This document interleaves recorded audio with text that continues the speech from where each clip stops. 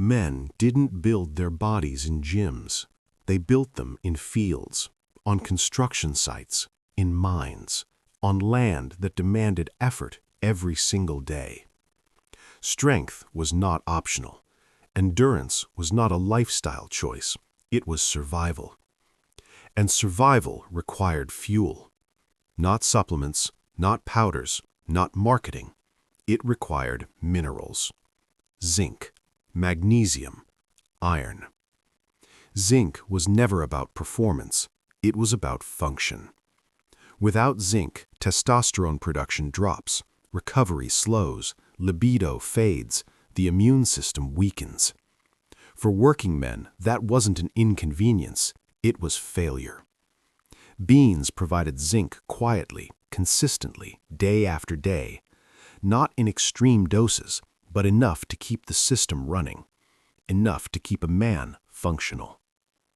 Magnesium was the difference between endurance and collapse. Muscles rely on it, nerves depend on it, sleep requires it. Without magnesium, the body doesn't recover, it tightens, cramp sets in, fatigue becomes permanent. For men who worked long hours with their bodies, magnesium was not about optimization. It was about making it to the next morning. Beans delivered magnesium in a form the body recognized: slow, stable, reliable. Iron was oxygen. Without iron, blood cannot carry energy. Without energy, strength disappears. Work becomes impossible. Iron deficiency doesn't announce itself dramatically. It drains you quietly. You move slower. You tire faster. You lose resilience. For men whose value depended on physical output, iron was non-negotiable. Beans helped sustain iron levels when meat was scarce, expensive, or unavailable. This is how populations worked without abundance. For centuries, beans were not a diet choice, they were infrastructure. They fed farmers, laborers, builders, men whose bodies were tools. Beans were cheap, easy to store, high in protein, dense in minerals. They didn't excite anyone, they worked. Modern diets forgot this reality. They were not designed for labor, they were designed for comfort. They assume minimal physical effort, constant food availability, climate control, and short bursts of exercise instead of long days of work. This is not how men evolved. The modern male diet focuses on aesthetics, macros, trends, visual results. But working bodies don't care about aesthetics, they care about function. Protein powders replaced food, supplements replaced meals, marketing replaced biology. Beans were labeled as boring, old-fashioned, incomplete. But incomplete compared to what?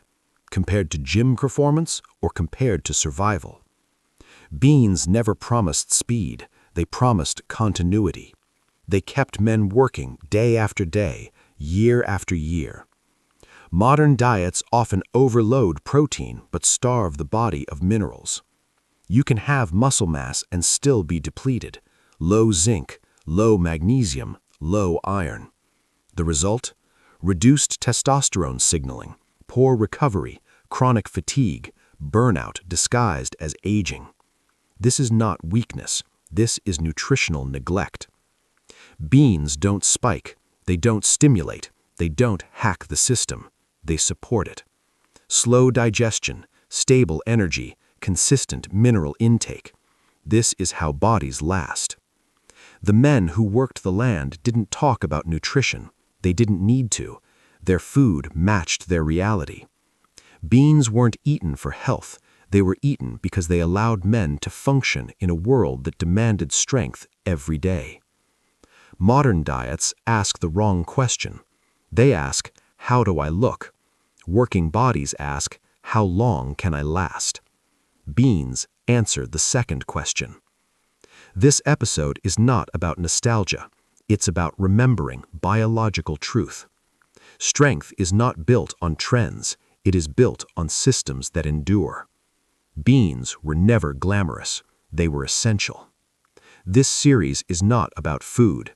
It is about the plants that kept men working when stopping was not an option.